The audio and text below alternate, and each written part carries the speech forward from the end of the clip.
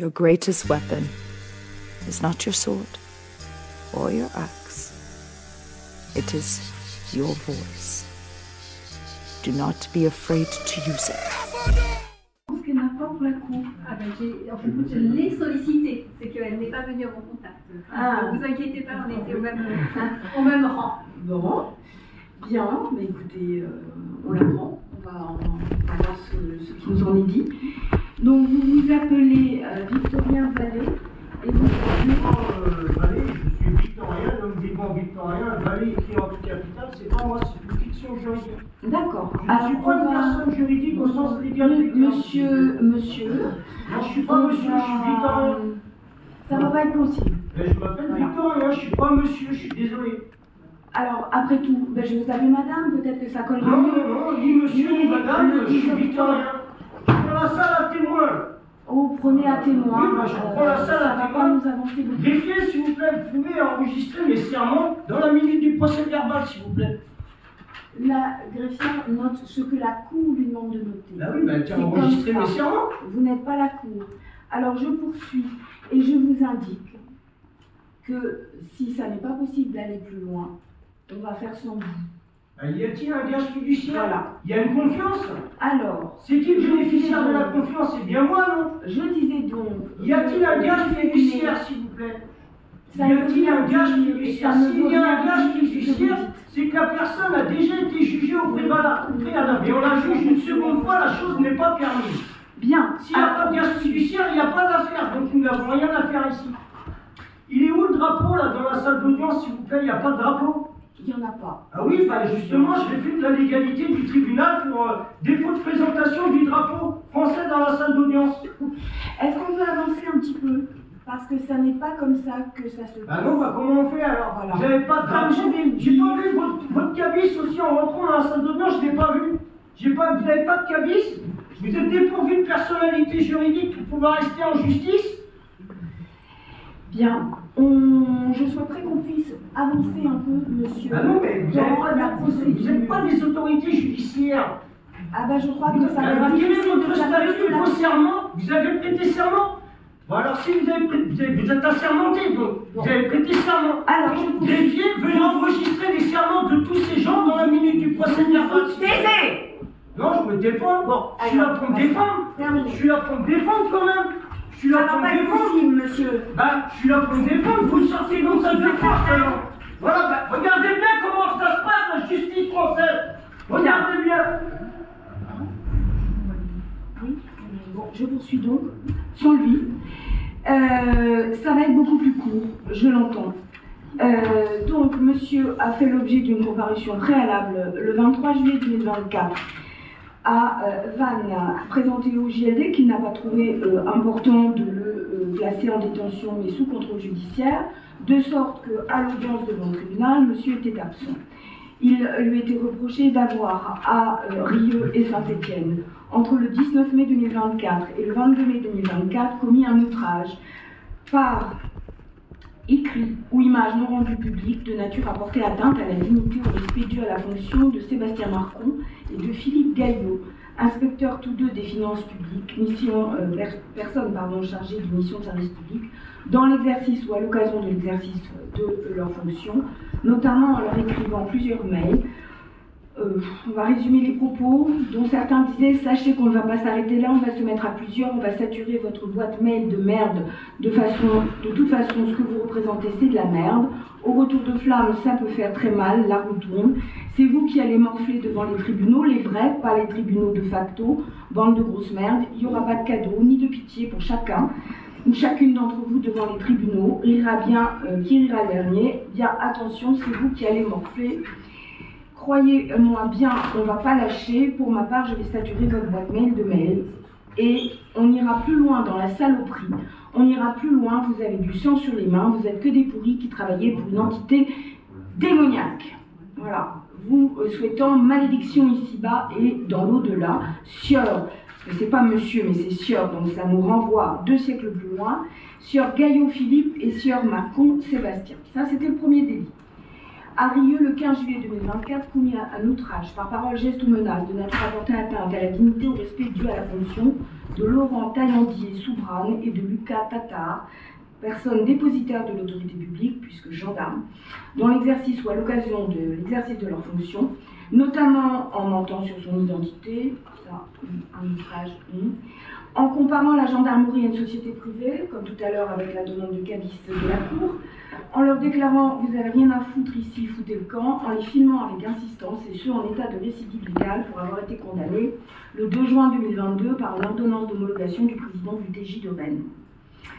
À Rieux, entre le 15 et le 16 juillet 2024, par tout moyen de communication publique, par voie électronique, en l'espèce en publiant la photo de 2 gendarmes réservistes sur son compte Twitter porté à raison de leur fonction ou de leur qualité des allégations ou des imputations d'un fait portant atteinte à l'honneur ou à la considération de Laurent Taillandier-Soubrane et de Lucas Tatar, personnes dépositaires de l'autorité publique, en l'espèce en indiquant notamment « ils vont les recruter où, les gamins, les idiots inutiles, triple picousés, encore un de plus à afficher les faussaires de l'entreprise étrangère, République française présidente ». Deuxième membre de phrase, encore un faussaire de plus affiché. C'est tellement bourré de fautes d'orthographe qu'on ne comprend même plus le sens. Ils viennent, ils ne savent même pas pourquoi. À Rieux, le 22 juillet 2024, commis un outrage, par parole, geste ou menace, de nature à porter atteinte à leur dignité ou respect dû à leur fonction, au préjudice de Laurent Brutus, Romain Guillot, Clément Dufour, Evan Covigo, personnes dépositaires de l'autorité publique dans l'exercice ou à l'occasion de l'exercice de leur fonction, en leur disant notamment qu'ils étaient des merdes, des bons à rien, toujours en récidive légale, toujours par rapport à la condamnation déjà visée. Et en leur disant également, c'est la corde qui vous attend. À Rieux, le 22 juillet 2024, volontairement commis des violences n'ayant pas entraîné l'ITT sur la personne de Laurent Brutus, avec cette circonstance que les faits ont été commis par une personne dépositaire de l'autorité publique, en tapant sur une porte de placard qui s'est refermée alors que la main de la victime était derrière. À Aller, le 23 juillet 2024, refusé de se soumettre aux opérations de relevé signalétique, notamment de prise d'empreintes digitales palmaires, de photographie nécessaires à l'alimentation ou à la consultation des fiches de police selon les règles propres à chacun des fichiers, alors qu'il existait une ou plusieurs raisons plausibles de penser qu'il avait commis une infraction. Alors, pour tout ça, et donc en son absence, alors que son avocat a refusé d'intervenir à l'audience, le 17 octobre 2024, le tribunal judiciaire de Vannes a relaxé le prévenu pour les faits de violence à l'égard de M. Brutus. Pourquoi? Je ne sais pas, il n'y a pas un mot de motivation. L'a condamné pour le surplus, sans aucune motivation, à une peine de 1 an d'emprisonnement à titre de peine principale, décerner un mandat d'arrêt à l'encontre de l'intéressé, ordonner la confiscation des scellés, en l'occurrence 2 téléphones portables et un ordinateur portable. A reçu la constitution de M.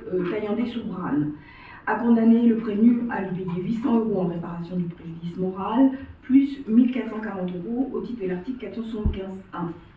A déclaré celle de M. Tatar, gendarme également, recevable, a condamné le prévenu à 800 € en réparation du préjudice moral, a reçu la constitution de M. Marcon, inspecteur des finances,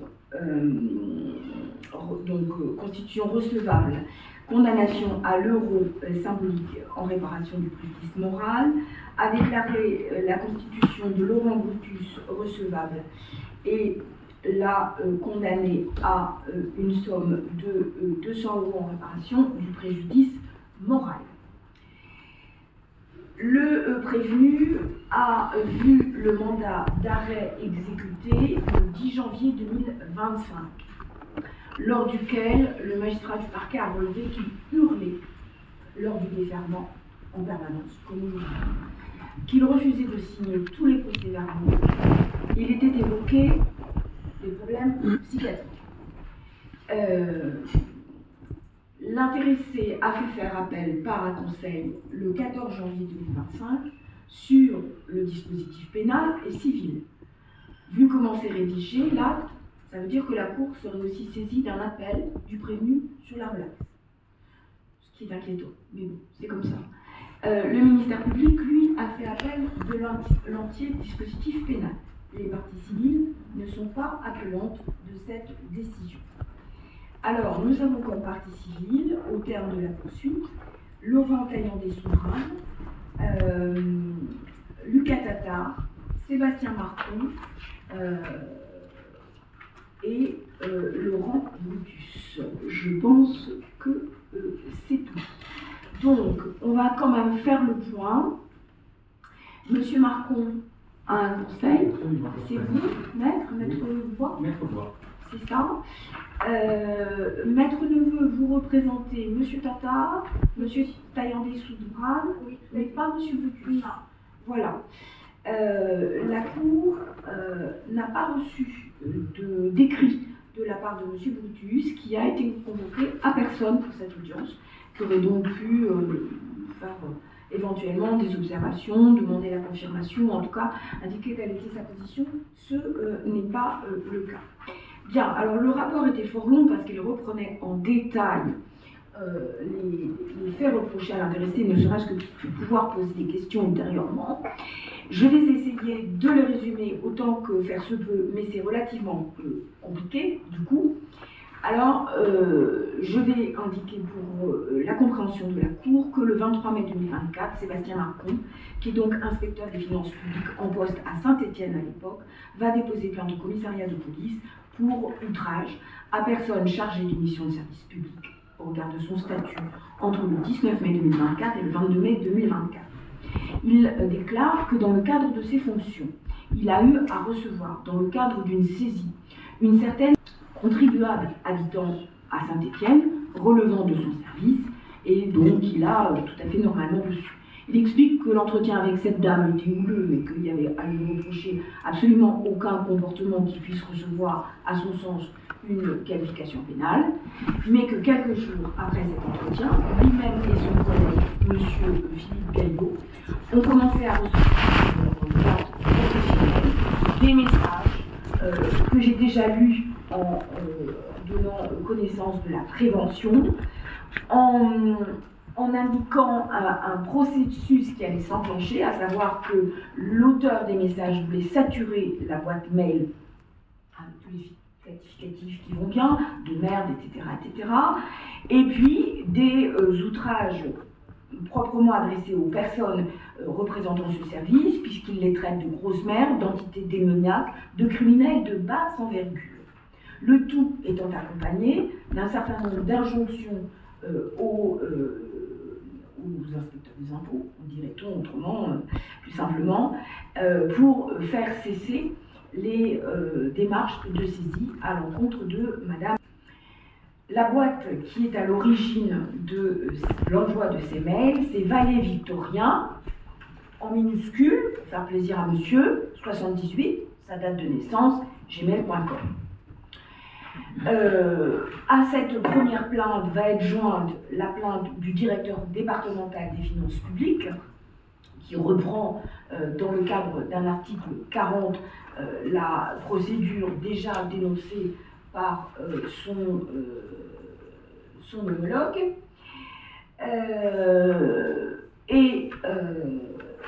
Voilà pour le premier, comment dirais-je, pour la première partie de la procédure, qui se décompose grossièrement en trois aspects.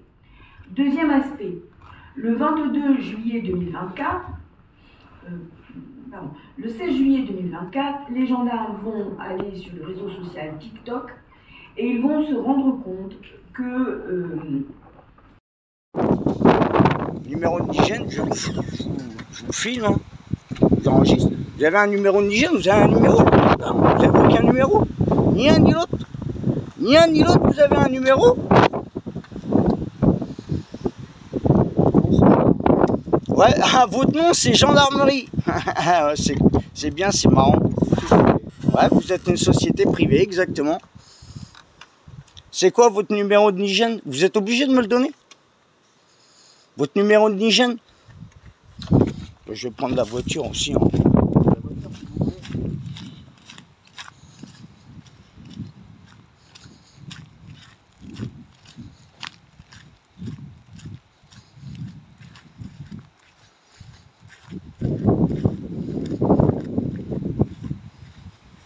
tac. Voilà, non.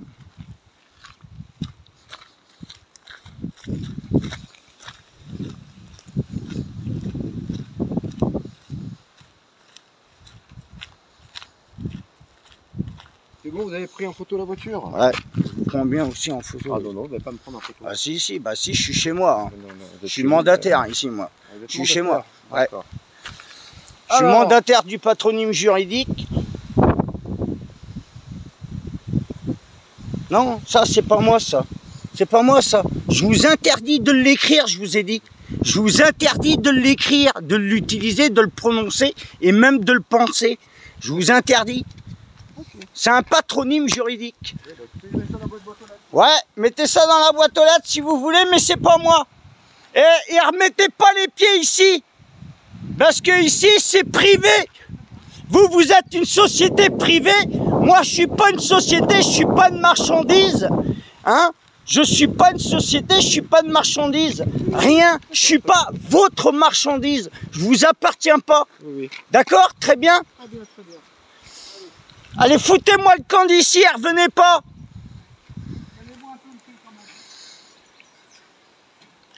Foutez-moi le camp d'ici et revenez pas. Vous avez bien saisi ce que je vous ai dit, hein.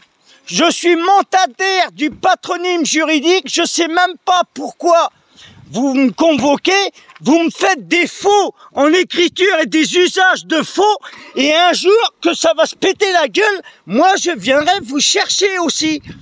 Vous inquiétez pas, parce que c'est ce qui est en train de se passer actuellement, ça se pète la gueule. Allez, foutez-moi le camp d'ici. Allez, dégage. Il figure une vidéo qui met en scène deux gendarmes qui sont filmés par une troisième personne dont la procédure établira qu'il s'agit du prévenu, que cette vidéo est mise en ligne le 15 juillet 2024 sur un compte TikTok qui est dénommé Cash 8 de retour, mais que dans la vidéo, c'est Victorien Vallée qui filme les gendarmes en leur demandant leur numéro de Nijan, numéro d'identification des gendarmes en fait, qui doit figurer sur l'uniforme. Il ne sait pas ce qu'il demande parce que l'un des gendarmes, là, sur son uniforme, ça se voit, et que pour autant il le réclame avec insistance, mais il ne perçoit pas qu'il l'a sous le nez. Pourquoi les gendarmes vont le voir en fait? Parce que ce sont des gendarmes réservistes qui sont en opération de surveillance de proximité toute la journée, qui dans ce cadre se voient confier la mission par un cadre de la gendarmerie d'une autre unité de délivrer une convocation à M. Vallée pour audition dans le cadre d'une autre enquête judiciaire dont on n'entend pas parler dans notre affaire, et peu importe. En tout cas, ils ont cette mission, donc ils se présentent chez lui, ils se présentent de la façon classique de la gendarmerie. D'abord, ils sont vêtus en militaire, ils ont le véhicule de service qui est sérigraphié, et ils vont se présenter en demandant à rencontrer Victorien Vallée. Et ils ont droit à la même chose que nous. Il ne s'appelle pas Vallée, il ne s'appelle pas Victorien, il est un bipède de chair et de sang, etc., etc., et ça dérape complètement. Elle les prend donc en vidéo, puis ensuite en photo. Sur les photos qui seront publiées, il y a des tas de commentaires extrêmement désagréables sur le mode de recrutement de la gendarmerie, leur jeunesse, pour l'un, parce que l'autre est un réserviste rayé des cadres, donc il est retraité. De fait, les gendarmes ne vont pas délivrer la convocation en main propre, ils vont la mettre dans la boîte aux lettres de l'intéressé. Monsieur Taillandé Soubrane, qui est le gendarme le plus gradé de ce binôme, va indiquer que malheureusement, il n'a pas de convocation au nom de la brigade qu'il représente ce jour-là. Donc il va rayer les modèles qu'il a pour le mettre au nom de la COB à l'air qui le mandate. Ça va donner lieu à une série de remarques acides de la part du prévenu qui, voyant des mots rayés, indiquent qu'il s'agit de faux en écriture publique, etc., etc. Voilà. Et ça donne, dans la vidéo, foutez-moi le camp d'ici, ne revenez pas. Vous avez bien saisi ce que je vous ai dit. Je suis mandataire du patronyme juridique. Je ne sais pas pourquoi vous me convoquez. Vous me faites des faux en écriture et des usages de faux. Un jour, ça va se péter la gueule. Quoi, on ne sait pas. On pense que c'est le système, peut-être. Moi, je viendrai vous chercher aussi. Vous inquiétez pas, parce que ce qui est en train de se passer actuellement, ça se pète la gueule. Les gendarmes s'en vont donc et remontent dans leur véhicule. Dans les photos qui ont été tirées de la vidéo, les commentaires qui accompagnent ces photos, c'est faussaire, gamin, idiot intitulé, triple picousé. Je ne sais pas du tout à quoi ça correspond. Et les gendarmes en question sont parfaitement identifiables et ont d'ailleurs été identifiés par leur hiérarchie et donc ont dû rendre un certain nombre de comptes. Ils vont être entendus et ils vont répéter ce que je vous ai dit de façon condensée. Et puis, à l'issue de ces outrages répétés, les gendarmes vont décider d'intervenir. C'est la troisième partie de la procédure. On est le 22 juillet 2024. Et là, c'est 5 personnels de la COB d'Aller qui interviennent, avec en soutien le PSIG, plus d'autres éléments d'une COB jumelée. Donc ça fait du monde sur le terrain. Tout ça pour un individu qui a peut-être un petit peu la tête près du bonnet. Donc, quand il se présente au domicile d'Assez Bon Matin, il voit quelqu'un qui ouvre les volets et qui les referme très vite. Ce quelqu'un va être identifié comme étant notre prévenu. Les gendarmes vont faire un petit peu le tour de la propriété, voir par où ils peuvent entrer de force en ayant demandé évidemment l'autorisation à leur hiérarchie. Ils vont identifier la porte du garage comme étant un petit peu plus facile à forcer. Ils préviennent que si on ne leur ouvre pas, ils vont forcer la porte. Ils commencent à intervenir de cette façon-là et à faire tomber la poignée du garage lorsque M. Vallée se décide à leur ouvrir. Le premier acte de procédure, c'est de faire une perquisition, lors de laquelle ils vont retrouver 2 téléphones portables et un ordinateur. L'un des téléphones portables n'est pas verrouillé, ils vont l'exploiter, ils vont tomber sur la vidéo TikTok dont j'ai parlé, les photographies des 2 gendarmes. Et pendant toute la procédure, ça va être des termes très très outrageants. Ils sont traités de petites merdes, de trous de balles, de collabos de merde. Il y a aussi quelque chose qui est plus qu'un outrage, à mon sens, qui est quasiment de la menace, puisque c'est vous allez voir celui qui va venir dans mon jardin, il va se prendre du plomb. Non, pas de violence, des outrages, on verra, mais pas la qualifier. Voilà. Les gendarmes estiment, mais ça leur revient, que l'intéressé a des thèses et des idées complotistes dans les propos qu'il leur adresse. Il dit que les gendarmes, en tout cas, font tous partie d'une société secrète, qu'ils sont en forclusion depuis une loi ou un décret paru en 2012. On ne sait pas du tout à quoi il fait allusion lorsqu'il tient ses propos. Il les avertit aussi qu'ils allaient voir ce qui se passerait en évoquant une corde qu'il pourrait mettre autour du cou sans préciser le coup de qui, le sien, tentative, chantage au suicide ou le leur, menace. En tout état de cause, un moment dans la procédure, l'adjudant-chef Laurent Brutus veut ouvrir une armoire pour finir sa perquisition. Et à ce moment-là, à 2 reprises au moins, le prévenu donne un coup de pied dans la porte de façon à potentiellement la refermer sur la main que le militaire a le réflexe de retirer avant d'être blessé. C'est les violences qui sont visées à la prévention pour lesquelles le tribunal a donc fait une relaxe. On pourra noter que lors de la perquisition, la mère de M. Vallée est un peu moins haut en ton, mais traite quand même les éléments féminins de la brigade de salopes. On voit donc que c'est une image valorisante qui est fortement partagée. Voilà. Ensuite, ces dirigeants direction le centre hospitalier de Redon pour voir si la mesure de garde à vue envisagée est compatible avec l'état de santé de l'intéressé. C'est à nouveau le cirque, il n'y a pas d'autre possibilité de description de cette scène ubuesque, puisque M. Vallée dit à l'infirmière vous êtes qui vous? J'ai pas à répondre à votre question, j'ai pas à vous dire comment je m'appelle. Son nom a l'air digne d'une protection vraiment très importante, puisqu'il ne le dit à personne. Ne me touchez pas, je vous interdis de me toucher. Ne m'appelez pas monsieur, comme tout à l'heure. Et ensuite, une phrase qui aurait mérité d'être réitérée, il n'y a pas d'intermédiaire entre moi et le Tout-Puissant. Voilà.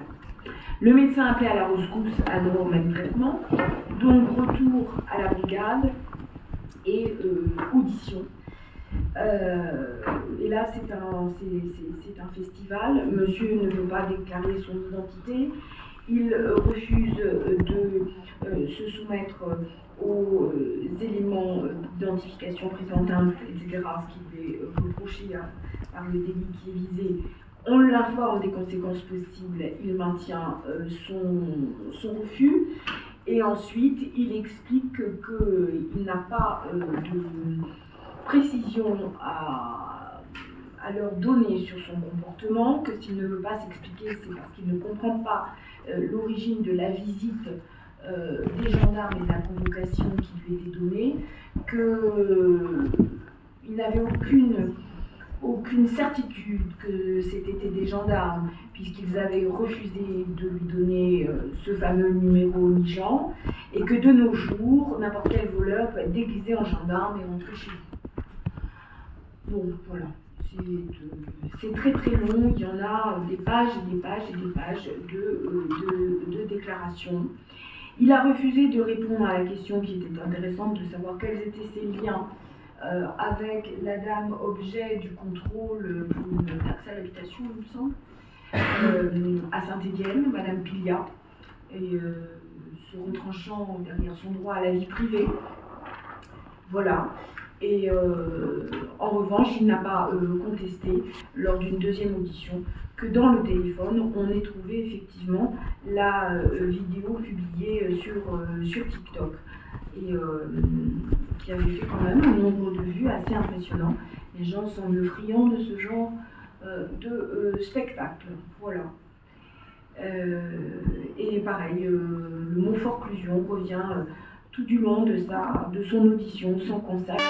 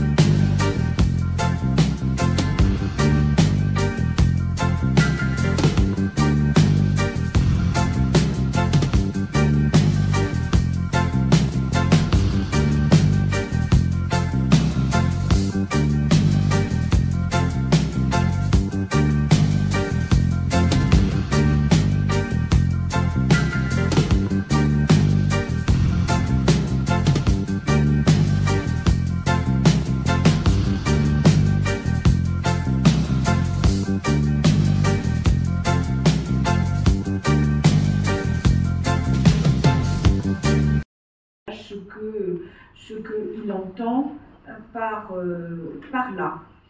Il a aussi pu indiquer, parce que ça c'était intéressant pour sa personnalité, qu'il était aidant de sa mère et que donc il était très inquiet à l'idée d'être extrait de chez lui et de ne pas pouvoir revenir pour s'occuper de sa vieille maman. Voilà. Les gendarmes ont tous été entendus, évidemment. Leur déposition, selon le temps où ils ont participé à la procédure, se recoupent les unes les autres. L'audition de M. Dufour et de M. Kobigo, tous deux affectés au PSIG de Vannes, sont intéressantes en ce sens que ils ont pu indiquer tous les deux que tant sur le trajet pour aller à l'hôpital que sur le trajet hôpital-gendarmerie, ils avaient été traités constamment de collabos de merde, menacés de recevoir du plomb, et se sont entendus dire qu'ils devraient avoir honte de faire ce métier, de travailler pour une USS Community. Voilà. Donc, ces foutitudes de mots qui ne veulent pas dire grand-chose, que monsieur accole les uns aux autres pour indiquer voilà, aux gendarmes ce qu'il était. Il y a aussi quelque chose voilà, qui est intéressant dans sa situation, s'agissant de la gendarmerie. Monsieur Kobigo pouvait préciser que donc, ils avaient été traités de merde et de collabos, mais qu'on leur avait aussi dit qu'il leur avait été pardonné en 14-18 et en 39-45, mais qu'on ne leur pardonnerait pas en 2024. Quoi? On ne sait pas. Voilà. Voilà, grossièrement hein, sur les faits, mais il faut que de toute façon, dans notre délibéré, on revoie les pièces essentielles. Sur la personne, une enquête sociale rapide a été faite, comme toujours en matière de comparution immédiate, où là aussi l'enquêteur de personnalité a relevé le manque de réponse, la méfiance, voire la paranoïa dont l'intéressé pouvait faire preuve à leur égard, ne souhaitant pas décliner son nom, ne souhaitant pas indiquer son âge, disant qu'il avait grosso modo 40 ans, en fait il en a 46. Il a pu dire néanmoins qu'il vivait chez sa mère. Il est aussi indiqué qu'il bénéficie de la hache qui lui aurait été octroyée jusqu'en 2026 pour des problèmes de dos.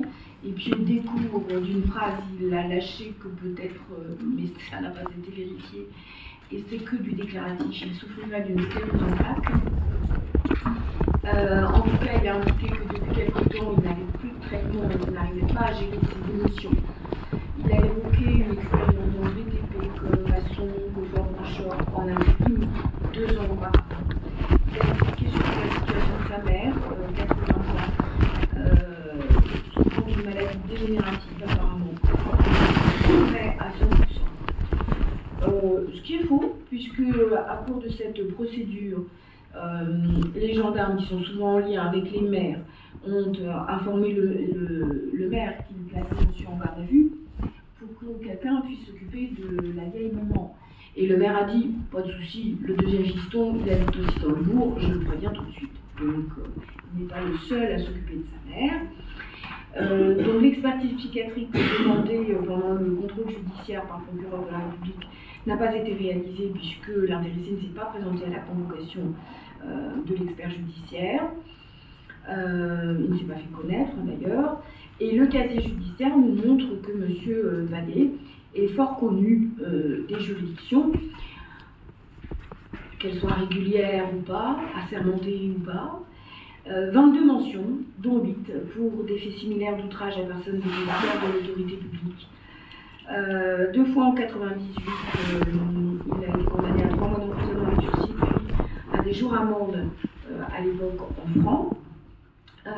Il a également été condamné à une peine de 1 an d'emprisonnement, dont 9 mois avec sursis mis à l'épreuve pour outrage à dépositaire de l'autorité publique et menace de biens ou d'atteinte aux biens dangereuses pour ces mêmes personnes. En 2013 également, outrage à dépositaire de l'autorité publique à une peine d'1 an d'emprisonnement et 5 ans d'interdiction dans le Morbihan. En 2015 à une peine de 2 mois d'emprisonnement. En 2022 encore à une peine de 3 mois d'emprisonnement, toujours pour outrage, avec le bénéfice d'une DDSE. Ça a dû être assez compliqué à gérer pour le SPIP. Voilà. On prendra là aussi connaissance de façon détaillée des 20 et quelques mentions. Voilà ce que l'on peut dire de cette procédure. Bien. Alors, s'agissant des parties civiles, dans quel ordre voulez-vous intervenir devant la Cour? Est-ce que vous les avez fait viser, maître? J'ai donné à la greffière qui m'a indiqué que ça avait été visé. Je pense qu'il n'y a pas de problème. Moi j'ai édité les miennes, mais alors, voilà, ça y est, elles ont été placées sur le dessus. Voilà.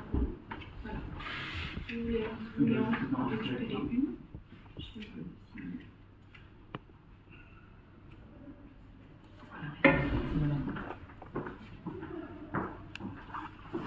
vous en prie.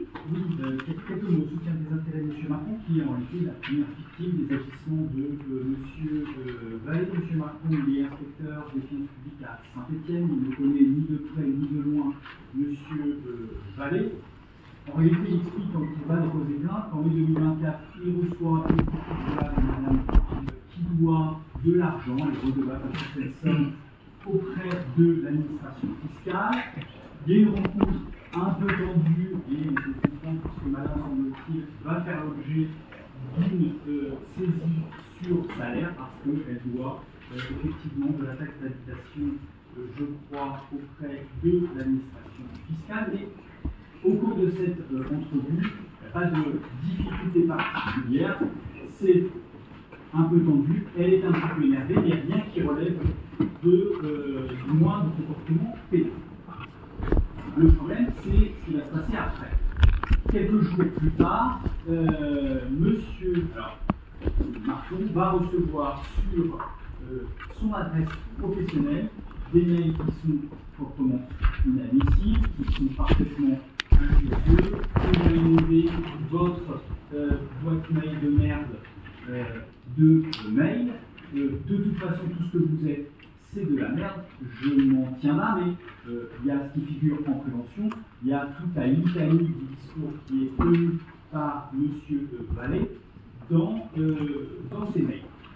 J'aurais bien aimé savoir, je vous avoue que j'avais prévu de poser cette question, j'aurais bien aimé savoir le lien qu'il peut y avoir entre M. Vallée, qui habite à Rieux dans le Morbihan, et pas plus, toujours est-il que l'infraction d'outrage à personne chargée d'une mission de service public m'apparaît totalement caractérisée en l'espèce. M. Marcon, il est fonctionnaire, il dépend de l'administration fiscale, il est une personne chargée d'une mission de service public. C'est bien dans l'exercice de son activité professionnelle qu'il a été pris à partie, nommément sur Gaillot, sur Marcon, qu'il a été pris à partie nommément par M. Vallée. Il n'y a pas de doute possible sur le fait que l'adresse mail correspond bien à celle de M. Vallée. Et clairement, il y a une atteinte à sa dignité. Là encore, je ne reprends pas les mots que vous avez rappelés dans le cadre de votre instruction à l'audience. Les propos qui sont tenus par M. Vallée dans ses mails des 19 et 22 mai 2024 sont tout simplement inadmissibles. Donc moi, effectivement, je suis là pour dire que ce comportement de la part de M. Vallée n'est pas acceptable. Vous entrerez en voie de confirmation, vous entrerez en voie de condamnation des faits d'outrage sur personnes chargées des missions de service public. Moi, je me prononce sur la peine, ça n'est pas ce qui m'importe en ce qui concerne M. Marcon, qui se constitue partie civile comme il l'a fait en première instance. Je vous demande une confirmation de l'indemnisation obtenue par M. Marcon devant le tribunal correctionnel de Vannes. M. Marcon, il n'a pas voulu mettre de l'huile sur le feu. Hein. Il a dit simplement, je veux marquer le coup. Je veux qu'il soit acté que le comportement du prévenu n'est pas acceptable. Je demande une indemnisation symbolique. Il a sollicité et obtenu 1 euro. Je vous demande d'entrer en voie de confirmation. J'ai une demande au titre de l'article 475.1. M. Marcon bénéficie de la protection fonctionnelle. Les frais d'intervention de l'avocat que je suis à votre audience seront pris en charge par l'agent judiciaire de l'État. Je justifie de la convention d'honoraires qui m'a été soumise par l'agent judiciaire de l'État pour des frais à hauteur de 735 € hors taxe, qui correspond aux 882 € que je sollicite au titre des dispositions de l'article 475. Devant la cour. Devant la cour. Oui, absolument. Je vous remercie, maître. Merci, madame la présidente. Madame la Cour, très simple, je représente le général à la ils ne sont pas blancs. Je vous demande la confirmation des dispositions civiles dans leur intégralité. Et je vous demanderai en plus, en raison des actions d'audience, un article 475 du Code de procédure civile pour chacun des gendarmes que je représente, à hauteur de 1 440 €. Vous savez, je vous verse éléments justificatifs et après je vais développer dans la motivation quelques éléments pour emporter conviction de la confirmation des dispositions civiles. Je vous verse la convention avec la protection fonctionnelle du civil Moulineau en ce sens, celle de première instance. Je n'ai pas encore le retour du lieutenant-colonel pour la cour d'appel, mais elle sera du même montant qu'en première instance à cet effet. Quelques mots d'observation et très courts dans ce dossier-là. Monsieur n'est pas présent à cette audience-là, donc je ferai assez simple. Vous avez 2 gendarmes, un gendarme réserviste de 19 ans, un gendarme expérimenté d'une 50aine d'années, 36 ans quand même de carrière au sein de la gendarmerie, qui est monsieur Thaïlandais. Vous avez expliqué, hein, présence au capture. Elle n'est pas là. Les gendarmes, à plusieurs moments, ils ont essayé de s'extraire du comportement de monsieur Valéry Victoria. Ils auraient pu intervenir et finalement faire appel à leurs collègues et voir un placement en garde à vue immédiate. Ça n'a pas du tout été leur politique. Eux, ils se sont extraits. Cette constitution de partie civile que vous avez devant votre cour n'est pas due à son comportement au domicile, mais c'est surtout, et c'est très important, et c'est pour ça que vous avez la protection fonctionnelle qui est en soutien, avec le soutien aussi de la hiérarchie, c'est le visionnage et le fait de poster ce film sur le réseau TikTok. Et c'est là où le danger, la mise en danger est caractérisé pour ces gendarmes-là, parce que les outrages, c'est une chose. Mais l'identification de quelqu'un en tenue de gendarmerie, et à cette époque-là, juillet 2024, certains événements mettant en cause des fonctionnaires de police ou des gendarmes entraînaient un comportement un peu virulent de certains qui ne s'occupent pas la journée sur le plan professionnel, mais qui s'occupent de faire un petit peu du bazar, et notamment vis-à-vis des forces de l'ordre. Cette identification personnelle, je ne peux pas simplement visionner ces vidéos sur TikTok, peuvent avoir des conséquences extrêmement graves pour ces 2 gendarmes, et des conséquences même catastrophiques. Et c'est pour ça que vous avez cette constitution de partie civile, et c'est en ce sens que le tribunal judiciaire de Vannes, en la forme du tribunal correctionnel, a posé une indemnisation qui est de l'ordre de 800 € concernant le préjudice moral des gendarmes. Je n'ai pas besoin de développer plus. Je pense que ça ne peut qu'emporter conviction, et encore plus sur un réseau social comme TikTok, qui n'est absolument pas sérieux en la matière, et que les profils qui viennent à être consultés peuvent faire l'objet malheureusement de conséquences dramatiques. Monsieur connaît pertinemment et a totalement confiance quand il pose ses vidéos sur ce réseau TikTok, puisqu'il est capable de faire des choses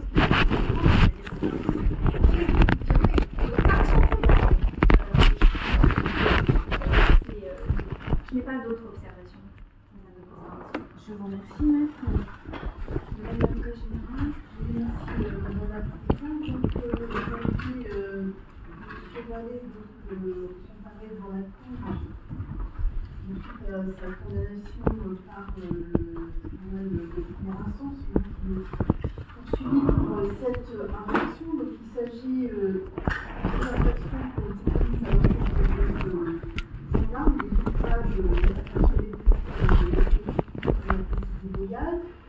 des diffamations à personnes dépositaires de l'autorité publique, des menaces de mort à l'encontre des personnes dépositaires de l'autorité publique en récidive légale, le refus de se soumettre au rôle des signalétiques, ainsi que des violences commises sur un gendarme, une personne dépositaire de l'autorité publique. Et vous devez également il est également poursuivi. J'ai un doute sur une déqualification sur les menaces de mort. Est-ce qu'on en est saisi? Oui. Et donc une infraction d'outrage commise à l'encontre d'une personne chargée d'une mission de service public. On reste deux personnes. Il s'agit donc d'agents de l'administration fiscale. Donc ces infractions, comme vous les avez écrites tout à l'heure, Madame la Présidente, traduisent donc une défiance totale du prévenu envers l'autorité, son refus total de respecter l'autorité de la loi, et qui rendent, on l'a bien vu dans le descriptif que vous avez vu, les tâches de ces professionnels extrêmement pénibles. Alors ces infractions, je ne rentrerai pas dans le détail, parce qu'il y a tellement d'insultes et d'outrages que de toute façon, tout le monde l'a bien entendu, elles sont dans le dossier. Elles sont parfaitement établies, puisque elles ont été constatées par les gendarmes eux-mêmes qui intervenaient pour au départ pour délivrer une provocation.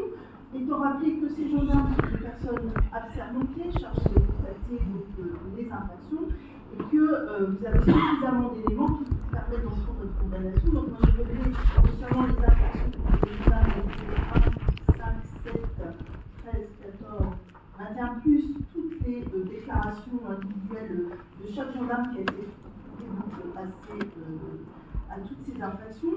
Et concernant les violences pour lesquelles M. Vallée a été relaxé, les elles sont caractérisées, puisque, comme vous le rappeliez, Madame la Présidente, l'intéressé a volontairement par 2 fois poussé la porte de placard qui ont cogné en fait la main de la victime, M.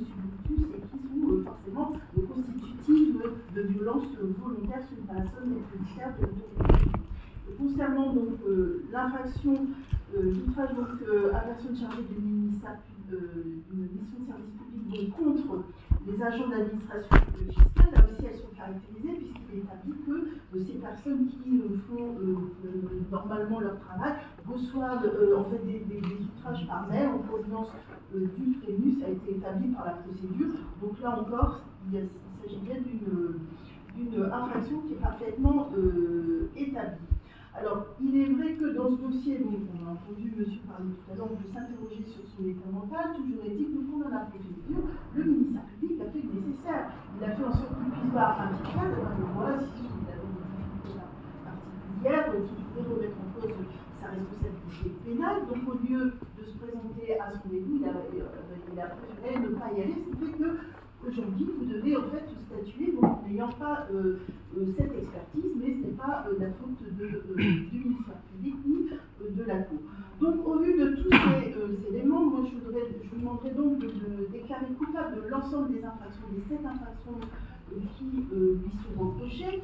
Et concernant donc la peine qu'il convient de lui infliger, vous avez rappelé, Madame la Présidente, que l'intéressé a sur son casier judiciaire 22 mentions, donc 8 fois, il a été condamné 8 fois pour des faits parfaitement similaires, des outrages.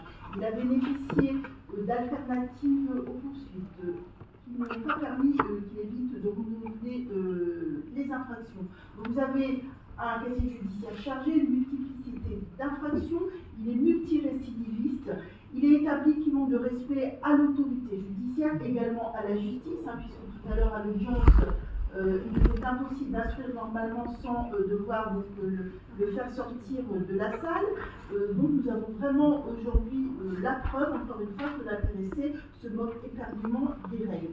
Alors il faut également relever dans ce dossier le préjudice important pour les dépositaires de l'autorité publique que sont les gendarmes, de même que les personnes chargées du ministère d'un service public, d'une mission de service public, que sont les agents de l'administration fiscale. Donc un préjudice important puisque déjà ils exercent une mission difficile et de plus dans le cadre de cette mission, ils doivent supporter presque au quotidien des injures, des outrages. Alors ici c'est des places en fait vraiment tout ce qui est entendable. L'intéressé est vraiment insupportable et il faut quand même se mettre à la place de ces psychologiques peuvent être même atteints dans leur exercice quotidien et être découragés face à ce type de comportement. Donc, au vu de tous ces éléments, je vous demanderai de condamner à 24 mois d'emprisonnement avec maintien en détention. Alors, concernant l'éventuel suivi dont il aurait besoin dans le cadre de l'incarcération qui pourrait être vu par un psychiatre et à un moment donné, s'il doit bénéficier d'un hôtel, mais s'il a besoin de soins, il pourra toujours être prévu un suivi dans ce cadre. Et à titre de peine complémentaire, confirmer la peine de confiscation décédée. Je vous remercie. Bien, la décision est mise en délibéré, elle sera rendue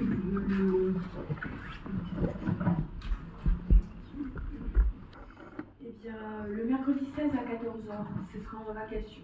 On va faire une vacation d'un cours, mais de toute façon, on recevrait les décisions par courrier.